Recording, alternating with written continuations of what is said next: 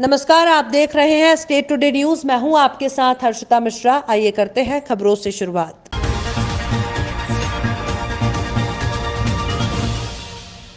Ujjain police द्वारा जनता के गुमे हुए और चोरी हुए मोबाइल को अभियान चलाकर ढूंढकर उनके मालिकों को दिया। मोबाइल प्राप्त होने पर फरियादियों के चेहरे पर खुशी की लहर देखने को मिली। पुलिस ने करीब 53 मोबाइल जिनकी कीमत 7,78,000 है बरामद कर उनके मालिकों को सौंपा। जिन लोगों के मोबाइल घुमे उनमें पुलिसकर्मी, स्वास्थ्यकर्मी और अन्य लोग शामिल थे। उज्जैन पुलिस द्वारा समय समय पर जनता के गुम हुए और चोरी हुए मोबाइल को अभियान चलाकर उनके धारकों को प्रदान किए जाते हैं। इसी तारतम्य में पुलिस द्वारा 53 मोबाइल धारकों के गुण और चोरी हुए मोबाइल को ढूंढकर उनके सुपुर्द किया गया। एसपी सत्येंद्र शुक्ल ने पत्रकार वार्ता लेकर बताया कि जिले में गुम और चोरी हुए मोबाइलों की शिकायत प्राप्त होने के बाद एक विशेष अभियान चलाकर मोबाइल खोजे गए, जहां 53 मोबाइल इस अभियान के दौरान पुलिस को बरामद हुए। जब दिसंबर माह में हमने समीक्षा की थी तो कई संख्या में हमारे पास इस तरह के आवेदन पेंडिंग थे, जो थाना स्तर पे पुलिस अधीक्षक कार्यालय में और साइबर सेल में पेंडिंग थे, जिसमें लोगों के मोबाइल गुम गए या गिर गए। उनको हमने एक डेडिकेटेड टीम इसके लिए लगाई थी और जनवरी माह में भी आपको ध्यान होगा 47 मोबाइल इस तरह से रिकवर किए गए।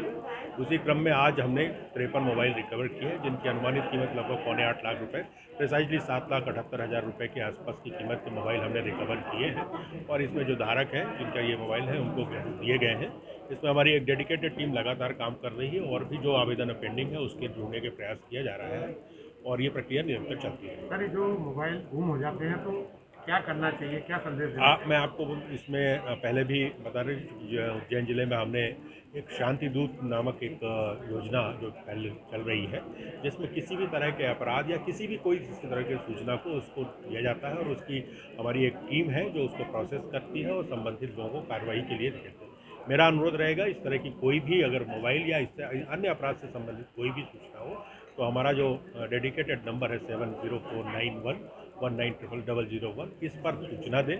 और इसके अलावा ईमेल आईडी भी आपको प्रसारित की गई थी और हमारी टीम उस पर काम करके प्रयास करेगी कि उनको राहत। किस तरह का आपका मोबाइल घुमा था और आज दिया तो कितना खुश है? हाँ, मैं बहुत संतुष्ट हूँ। पुलिस की जो कार्रवाई हुई है जिससे मुझे मोबाइल मिला है, ज़्यादा टाइम नहीं लगा, मुझे 2 महीने के अंदर अंदर मोबाइल मिल चुका है और मैं संतुष्ट हूँ। मेरा मोबाइल कहीं गया था, मैं वहाँ गिर चुका था, जिसकी शिकायत मैंने संबंधित भेरूगढ़ थाने में की गई थी और भेरूगढ़ थाने से यहाँ आईटी सेल में आया था, जिससे मुझे आज मोबाइल मिल गया है और पुलिस की बढ़िया रहा जो मुझे मोबाइल मिल गया और बहुत बढ़िया कार्रवाई कर रहे हैं। आपका नाम? विवेक तिवारी, एडवोकेट।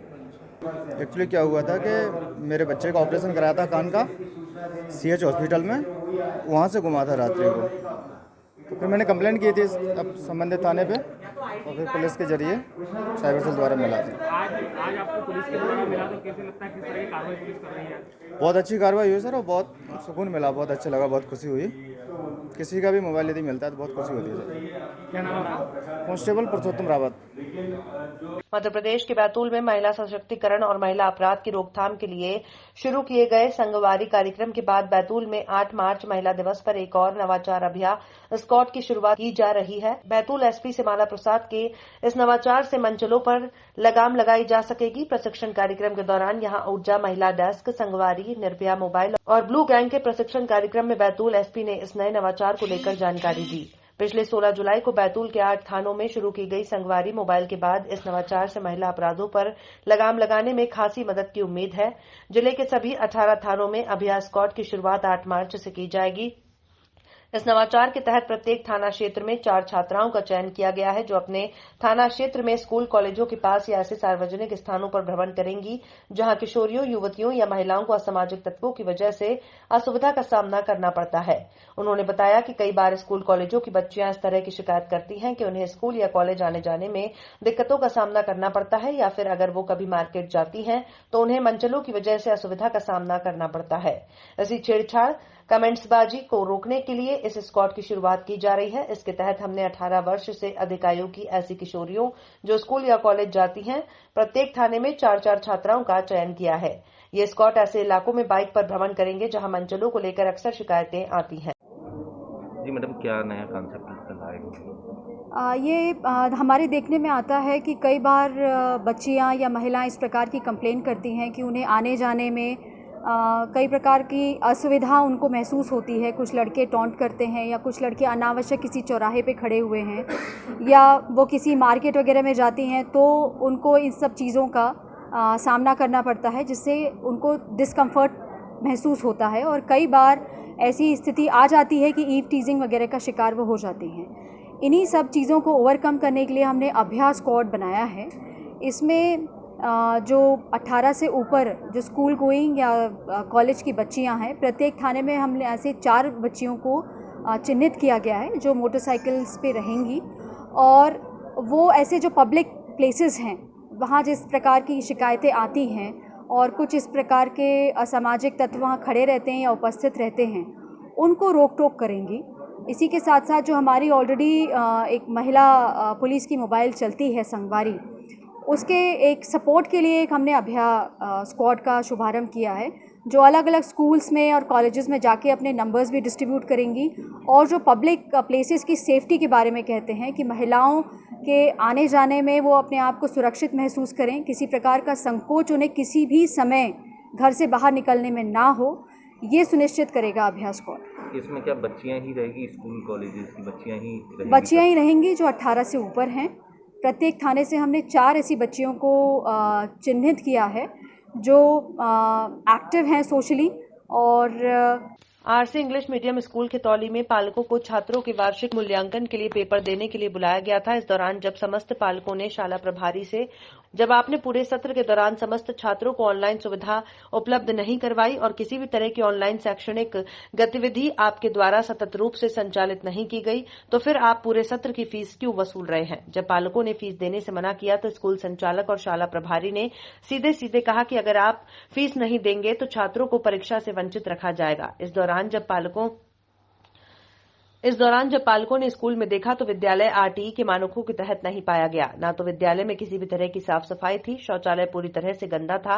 बालक और बालिका शौचालय एक ही कमरे में 2 अलग अलग सीट लगाकर साथ साथ बनाए गए हैं और पेयजल की कोई व्यवस्था नहीं है। नल की टोटियों में जंग लगी हुई थी।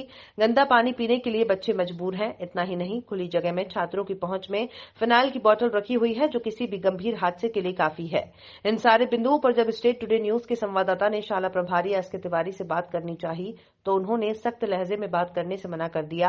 अंत में मीडिया के लगातार प्रयास से उन्होंने मीडिया से रूबरू होते हुए कहा कि विद्यालय बंद रहा था, इसलिए साफ सफाई नहीं हुई। यदि शासन प्रशासन के द्वारा कोई सुविधा मिलती है तो हम फीस भी माफ कर सकते हैं। दुर्भाग्यवश हमारे स्कूल में पॉलिटिक्स स्टार्ट हो गई है। सर ये तो पूरे अभिभावक दिख रहे हैं आपके विद्यालय की। जी, वो तो सबको पता है कि कौन विद्यालय में पॉलिटिक्स कर रहा है और कौन क्या कर रहा है। सर कौन कर रहा है, ये तो जानना चाहते हैं। वो अब सब लोग देख ही रहे हैं, इसमें क्या बताएं आप। सर ये क्यों जुड़े हुए हैं, मैं ये जानना चाहता हूँ। ये इतने लोग भीड़ करके पहली सर कोई पैसा नहीं देना चाहता क्योंकि बैक फीस पड़ी हुई है काफ़ी, वो बैक फीस कंप्लीट नहीं कर रहे हैं। यहाँ तक कि हमारा स्टाफ का पेमेंट अभी तक पड़ा हुआ है। सर इन लोगों का कहना है कि ऑनलाइन क्लासें नहीं ली गई हैं। जी, ऑनलाइन क्लासेस ली गई हैं। आप एक मिनट सर, एक मिनट, जिसकी बीच में मत बोलिए सर, एक मिनट, कोई गलत नहीं। अब मैं प्रूफ दिया जाएगा, मैं इसलिए मीडिया में बात कर रहा हूँ। आप बीच में डिस्टर्ब ना करिए। सर ऑनलाइन क्लासेस ली गई हैं, प्रूफ के साथ ली गई हैं। जिसको चेकिंग करना हो आके बिल्कुल चेक कर लीजिएगा, ठीक है। बरी के टीचरों द्वारा संचालित की गई है और ये जो भी डेट मुझे पता नहीं है सर, उस डेट से जी सर क्या कल तक का प्रूफ है मेरे पास। सर क्या इनकी फीस माफ हो पाएगी आपके विद्यालय के द्वारा? जी, अगर शासन की कोई मदद मिलेगी हम लोग को तो हम लोग माफ कर देंगे, क्योंकि देखिए सर, हर एक को व्यक्ति को इस लॉकडाउन के चलते साल भर से हम लोग घर में बैठे हुए हैं सर। हमारे पास कोई काम धंधा नहीं है, हम बेरोजगार होकर बैठे हुए हैं सर। आप ही बताइए। एक हमारा क्या कहेंगे सर, इसी तरह भीड़ यदि लगती रही तो बच्चों का क्या होगा? फिर वो जब तक माहौल शांत नहीं होगा सर, मैं एग्जाम नहीं लूंगा। आगे हम पोस्टपोन कर देंगे सर। शांत करना पड़ेगा। तो सर देखिए, जिस टाइप से आप लोग बात कर रहे हैं, लड़ाई करवा रहे हैं, तो उस टाइप से तो मैं एग्जाम नहीं ले सकता सर। क्यों करवाएंगे लड़ाई? नहीं सर, नहीं, वो तो गनीमत मानिए सर, मैंने पुलिस नहीं बुलाई अभी तक। बुला लीजिए ना सर, गनीमत जिस टाइप से लड़ाई। सर आप तो स्वयं बुलवाइए। मैंने माता पिता को बुलवाया था इसलिए कि विधिवत। आप लोग आरसी इंग्लिश मीडियम के सामने क्यों भीड़ लगाए हुए हैं इकट्ठा? जी सर, हमको कल जानकारी प्राप्त हुई कि आज से बच्चों के एग्ज़ाम जो है प्रारंभ किए जा रहे हैं। और जब हमने यहाँ कार्यालय में HM से बात किए तो शाखा प्रबंधक द्वारा शायद इनको आदेश किया गया है बरही से कि जो भी है बच्चों की पूरी फीस जैसे कि पिछले सत्रों में ली जा रही थी, पूर्णतः उसी रूप से पूरी फीस जमा करने पर ही बच्चों का एग्ज़ाम लिया जाएगा और उन्हें अगली कक्षा में प्रवेश दिया जाएगा। इसके विरोध में हम लोग यहाँ पे खड़े हुए हैं कि यदि बच्चों को कुछ पढ़ाया लिखाया नहीं गया, ऑनलाइन क्लासेस नहीं ली गई हैं, तो फिर ये फीस किस बात की ली जा रही है? क्या चाहते हैं आप? जी, हम चाहते हैं कि हमसे जो भी है परीक्षा शुल्क जो उचित है वो हम देने के लिए तैयार हैं। इसके अलावा मासिक शुल्क या अन्य शुल्क हम किसी भी प्रकार की असमर्थ हैं।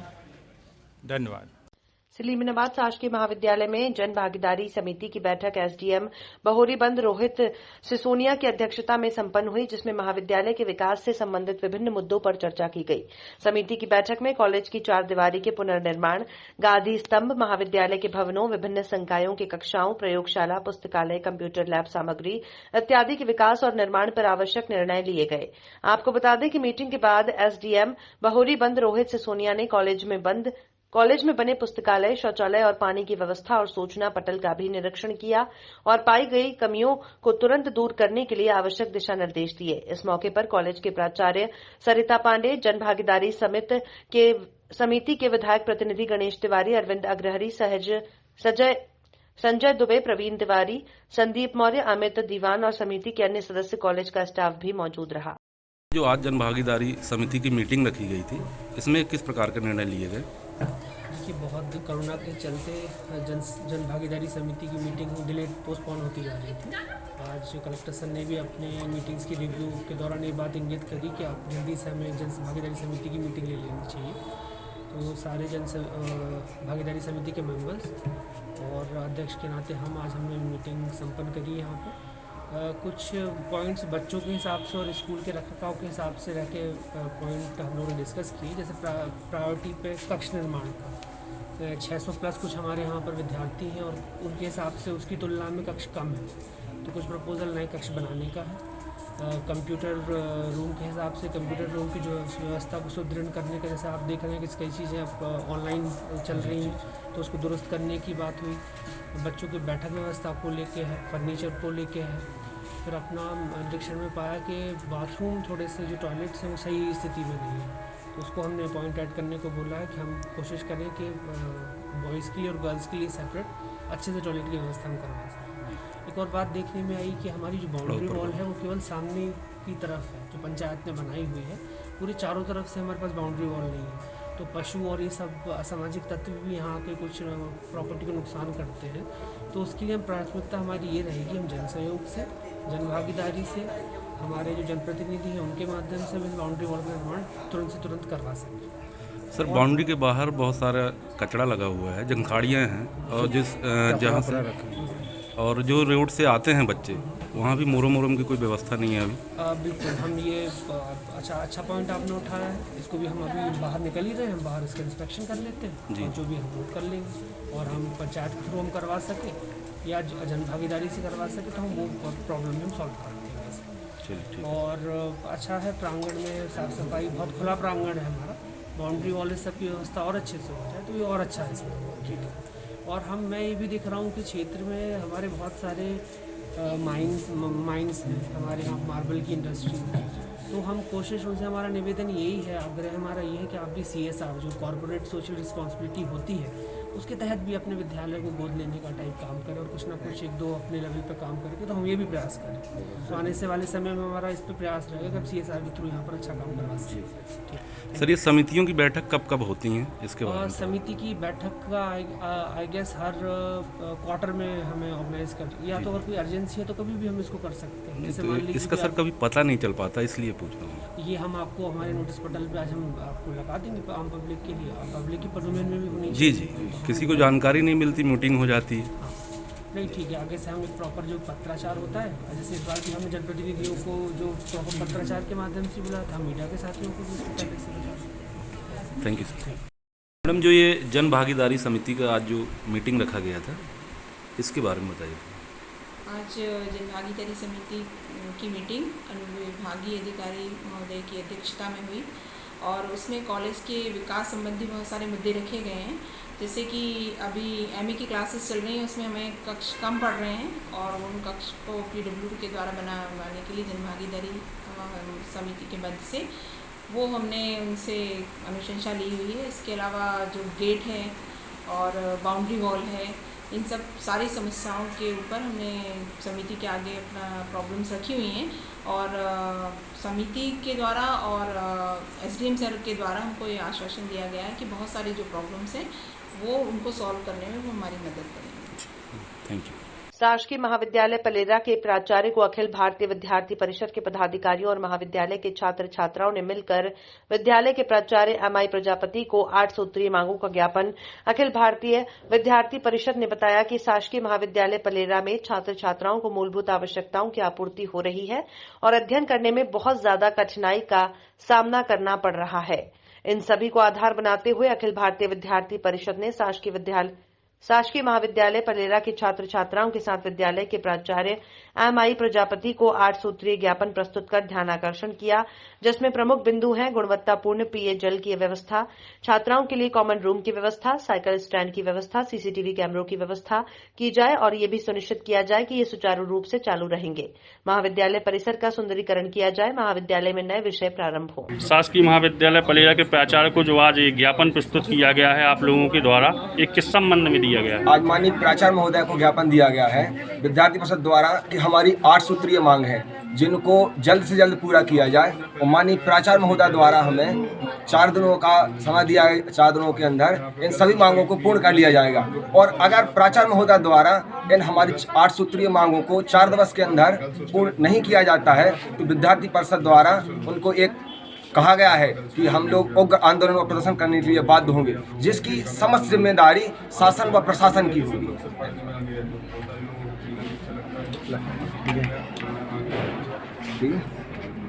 जो अभी आपने ज्ञापन दिया है अखिल भारतीय विद्यार्थी परिषद के द्वारा प्राचार्य महोदय शासकीय महाविद्यालय को, किस संबंध में दिया गया?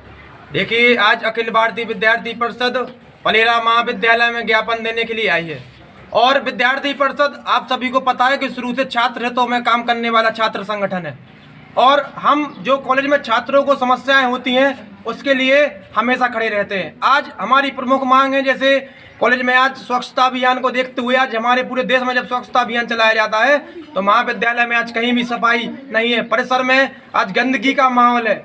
आज छात्र छात्राएं जो दूर दूर से गाँव से यहाँ पढ़ने के लिए आते हैं उनको कहीं ना कहीं पानी की समस्या है। हमारी छात्राएँ जो आज गर्ल्स कॉमन रूम आज महाविद्यालय में नहीं है, जिससे समस्या से गुजर रही है। हमारी छात्राओं के लिए गर्ल्स कॉमन रूम की व्यवस्था और कहीं ना कहीं आज आप देखते हैं कि साइकिल स्टैंड की व्यवस्था आज महाविद्यालय में नहीं है और हम ऐसी तमाम व्यवस्थाओं के लिए सीसीटीवी कैमरे की व्यवस्था नहीं है, तो ऐसी अनेकों व्यवस्थाओं के लिए आज विद्यार्थी परिषद कॉलेज में आई है और प्राचार्य महोदय को हम सभी ने ज्ञापन दिया है और उनसे बात की है कि आप लगभग 3 दिन और 4 दिन के अंदर हमारी समस्याओं को माने, अन्यथा विद्यार्थी परिषद संपूर्ण पलेरा क्षेत्र में एवं महाविद्यालय के अंतर्गत आने वाले परिसरों में सभी जगह हम एक आंदोलन के रूप में बाध्य होंगे एवं विद्यार्थी परिषद आज यह बताने के लिए ज्ञापन के माध्यम से यहाँ आई है कि इन सभी मांगों को आप माने, अन्यथा विद्यार्थी परिषद एक उग्र आंदोलन के लिए बाध्य होगी। यह हमारी आज पूर्ण मांग है। आपका क्या नाम है? वर्षा त्रिपाठी, मैं पलेरा इकाई की नगर मंत्री हूँ। जी, आपने जो अभी ज्ञापन दिया है महाविद्यालय के प्राचार्य को, किस संबंध में दिया है? एक कॉलेज में कुछ अनियमितताएं थी, उनके संबंध में ही एक ज्ञापन दिया गया है। हमारे कॉलेज में गुणवत्तापूर्वक पेयजल की व्यवस्था नहीं है, साइकिल स्टैंड की व्यवस्था नहीं है, ऐसी अनेक समस्याएं व्याप्त थी, उसी के संबंध में ज्ञापन दिया गया है। आपकी क्या मांग है?